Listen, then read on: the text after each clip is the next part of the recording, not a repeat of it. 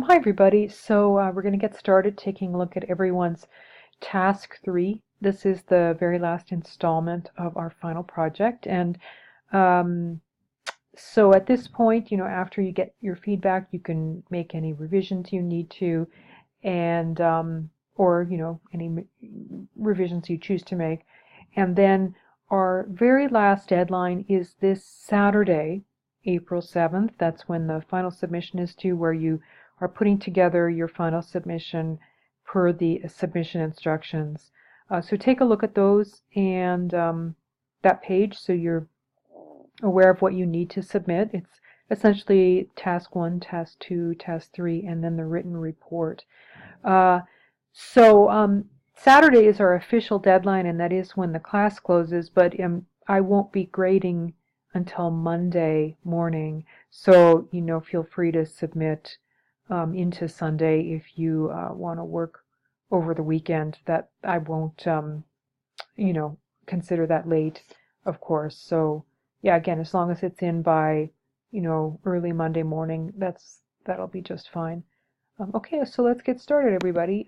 Did here with the additional lines. I think that looks so good. Just a few extra lines here and through here and here, and also the way that you have they have a very organic feel where you have them loosely placed, so there's a sense of some being a little, areas being a little wider and smaller, and somehow that works with your design. It almost reminds me a little bit of like tree trunk, when you cut through the tree trunk, or yeah, I guess a tree trunk, and you see the rings or a really big branch. It reminds me a bit of that. I like also the earthiness of the colors, the way you've worked with a lot of tones and really experimented. Tones really, tints, tones, and shades, what we experimented with back in Milestone 1. That's where you can really start experimenting with color combinations. You have your basic hues set up for your color harmony, and then experimenting within that range can create the really interesting, combinations that I think work well in your design. So yeah, this looks good. I don't see any changes you need to make. I think you've done a really nice job here at fine-tuning everything. Okay, Robert, yes, it's really interesting how sometimes it really is the just small details that can really make such a tremendous difference in a design, and you don't necessarily know how much better your design can get until you make those changes, then you kind of compare them. At least that's true for me. But I like what you did here. I think your background is working really well. It's functioning as a background, in the sense that it's falling backwards, and yet it still manages to have a lot of energy and vibrancy, and then your foreground has more the contrast. And as we learned back when we studied depth, when you have high contrast areas, like a light against a dark, those areas tend to come forward, whereas more lower contrast areas tend to recede, which is, I think you've done a nice job of putting those together. So this is a really very symmetrical design, very kind of organized, and I think yeah, I think it looks really good. I don't see any changes that you need to make. I think that it is very balanced and unified, and a good use of color and form.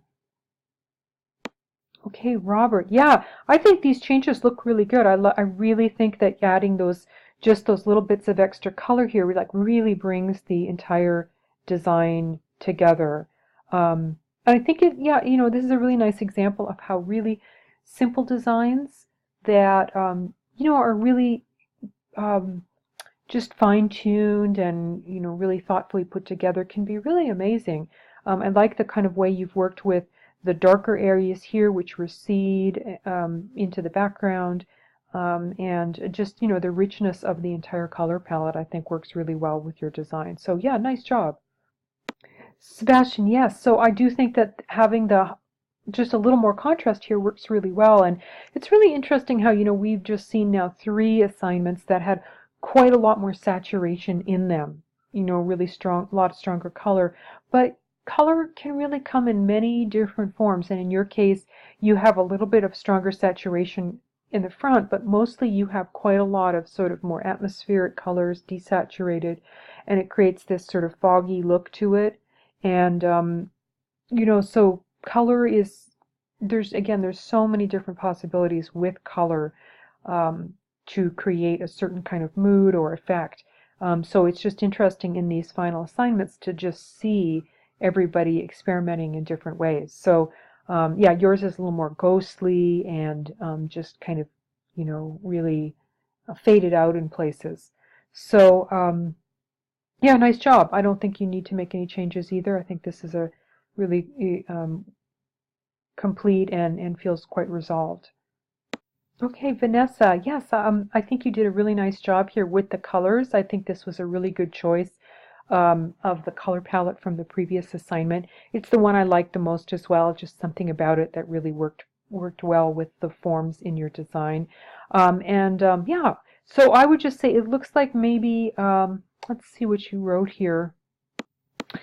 So yeah, so just make sure that if you can to add that mask back, whatever the mask is, so that you kind of mask your design as per, you know, something similar to that. It should be in your PSD or AI file so that you get that kind of cropping. That would be, I think that's all you really need to do here in your design. Yeah, let me know if you have any questions. Okay, Deb, and yes, I think the complementary harmony worked really well, and I like the addition of the circles in here. I think those worked really well. I'm not sure about the circles in here. I don't know if they quite work yet, and the ovals. So when you're working with um, ovals or circles, I think in general it's easier to work just with circles. Like when you create a circle, you hold down the shift key, you know, as you drag, you hold that shift key down and then you get that perfect circle. And it looks like that's what happened here. So I would replace all of these with circles. Maybe take these guys out here. They just don't feel like they're. So one of the things that we always say in design is a design is finished when you can't add anything to the design, and you can't take anything out. Which is really interesting. I mean, we don't always get there, but I think it's an interesting kind of idea to sort of think about. Like when you add something, like could we take this shape out and would it really matter in terms of the overall design, or could we add some more? And you know at that point that that's not that the design is not necessarily complete when that happens. You know, so I would probably keep experimenting here, you know, work with maybe just the circles, maybe take these guys out, look, and then I like the circles in here, and then just sort of see what else could you add, you know, that might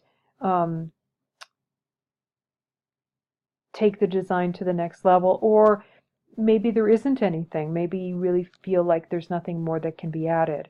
So I would maybe just, yeah, keep experimenting just a little bit more here. Brittany, okay, yes, I like what you've done here with the composition. It looks like maybe you've cropped it a little bit, which I think was a good idea. And you've worked with the stripes a little bit more, which I think is good.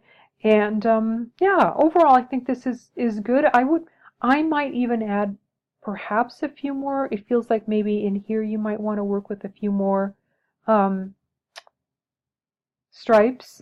And the other thing I might work on a little bit, so one of the things you want to watch for is having too many shapes in your design, different types of shapes. That's what we call variety.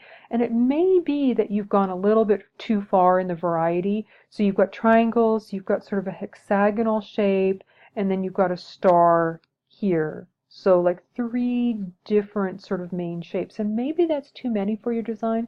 Maybe just work with the hexagons and maybe the triangles, or maybe just the star shapes. When you work with the star, one of the things we've talked about, and I've talked about, you know, you've probably heard me many, many times now in the group critique, is that the 5-pointed star, we're always trying to avoid. So if you want to work with the star, make it something different than a 5-pointed star, like maybe a 6-pointed or a 7-pointed star. We might see some in the critique. Just so that it's a little more unusual, and then maybe have the star repeated somewhere else. You know, so maybe again it's just stars and triangles. So kind of I would experiment with just a little bit more in the design. I think you're getting there, but you could keep, you know, keep working on it a little bit more, and see where you can take it. One of the things I like to do is when I get to a design to this level where I've got sort of a general style or kind of an approach that I'm looking for, is what I might do is I might take and just copy if it's, let's say it's a Photoshop document, I'll just make many different versions of that Photoshop file. Spend an hour just working on the design and just really experimenting. And then after that hour's up, then I'll look through all of the versions that I have created. Like I resave them with different file names so that I have them on my computer. And I go through them and I just think, oh yeah, that one, maybe those are all not so good, but this one worked. That just sort of can liberate you to doing things that you might not normally do if you're just focused on working on one single design. And that's just a general comment for everybody. That's a really good approach to take when you're trying to really loosen up your creativity. And especially, I think what happens when you've been working on the same design for a while, we tend to get locked in and we think, oh, we cannot make big changes on it because we've worked so hard on it. But sometimes you do need to kind of move things around a little bit to kind of get to the next sort of stage of the design. So again, it's good to have those backups so that you feel more comfortable doing that. Okay, so yeah, just keep experimenting. I think this is good, but I think you could probably improve upon it. Yeah, I think this is looking quite good. You've got your stripes and triangles, and it looks like circles is your shapes here, and then it looks like, I don't know which color harmony is. I'm sure you'll talk about that in the milestone report, but you've got reds and blues, and it looks like yellows in here. So maybe a primary, like a triad.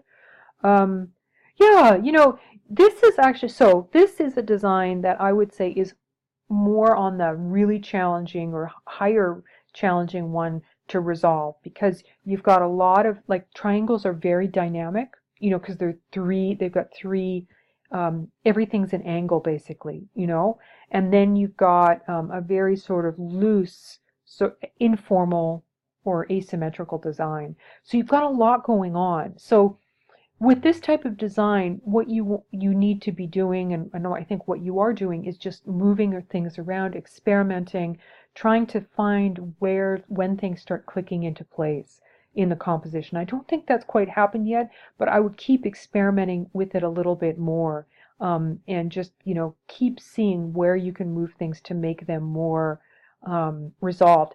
One of the things that you've probably heard me mentioning on group critiques is that, like, putting a shape within a shape, like like if you put another triangle inside here, like kind of line it up, and another in here, those kinds of moves, or circles within circles, can start to resolve a design that maybe seems a little too scattered, is because you're creating little patterned areas. So you could try that as well, or you could just kind of keep working with these shapes, maybe adding a few more, and just kind of experimenting with it. Sometimes, again, that can take a while to do. So if if you want to try some of those tricks we've talked about, again, like shapes within shapes, or you could put like some stripes in here, and then instead of having them just loosely sort of blending over the shape, maybe they could kind of be a little bit more tightly aligned in the shape, so like they could end these stripes, so they could end within a triangle. That can be a way to work on it too. Or, you can take this circle and you can kind of put it inside of a triangle, so it kind of floats in there, and then you could have circles within, like this area in here is actually the area I would say is starting to work the best, because it's a circle within a shape. And this one as well, you've got a circle within sort of a kind of a shape. It sort of feels like it's starting to get tucked in a little bit. So I might play with that a little bit more, and just see. And like I mentioned to Brittany, what you might want to do is try a few different versions of this design, and like, do 10 really quick versions, like really experimenting, save each one of them, and then at the end of your session, take a look back and see what you've created and see where you can go with it. Maybe one really works well. Okay, so that's what I'd keep doing. Again, I think this is good, but I think you could probably maybe take it further. Okay, Brienne. Yeah, I think this is, I like what you're doing here with the stripes. I think that looks really, very organized and yet dynamic. And I think this area in here is working quite well because it's got a little bit higher contrast. I would, let me just make sure that I'm just going to raise my brightness here on my desktop. I would say that you may need a little more contrast in your design. I think that's the thing it's once you get so dark, in areas, then we lose a little bit of like the shapes. And so I might just lighten a little bit more. Keep in mind that with the design, it will appear dark, even if not everything is really dark. Like if you have the majority of the design in a darker kind of value, it'll appear dark. So don't hesitate to go a little lighter. Like I would go a little lighter sort of through here and here so we can see those stripes a little bit more, which I think would be really cool to see. This little shape here, I might probably take that out. It feels a little bit like it's not part of the harmony, you know, like it's just a little white spot there. And you know, you want to make sure that everything is within your color rate, you know, your color harmony, which is the reds, the greens, and the blues. Again, I don't know what harmony is that. Let's just see here. Hold on. I'm not able to check because it's you've submitted a GIF again, so I'm not able to look at that. Submit a JPEG for the final, so you can get full points for that. And if you need some help with that, you know, don't hesitate to go over to Thinking Storm and ask the folks there to help you save as a JPEG. It's a really good skill to know how to really control that in your software. One of the reasons we have these, you know, one of the parts of these foundational classes like color theory is to get students acclimated to the software and a little bit more comfortable with file formats. So it'd be great if you ended this class knowing how to save as a JPEG. So I would just, yeah, take a look at, you know, take a look at that. And yeah, I think that, you know, with just a few small changes, I think you'd have a really terrific design. Okay, Kristen. All right, so you have your dragon, which I think worked out really well. He's got a lot of vibrant colors. Let me see what you said here. Okay, yeah. So yeah, I like what you did with the trees, you know, by taking the trunk of the tree and kind of like attaching it directly to the tree. Why not? I think that works really well in your design. And the stars. So I would say overall this looks good. I might change, the things I might change a little bit in your design is, you know, rather, there's something about having so much blurring in the background that somehow makes it a little hard to focus when you go up here. Something I might try instead of blurring, like why do we blur things? We blur things to kind of make them appear darker, like further back in space. You know, that's one of the things that blurring does. Like if you think of a camera, when you focus on something in the foreground, your camera, if you have, you know, a certain depth of field in your camera, what's behind your foreground is going to be blurred, like things in the background. And that's true of our eyesight as well. When we look at something like these trees, everything in the background is going to start blurring. But what you can get the same effect, and I think maybe more powerfully in a design, by taking all of what you have here. Let me just go into Photoshop here.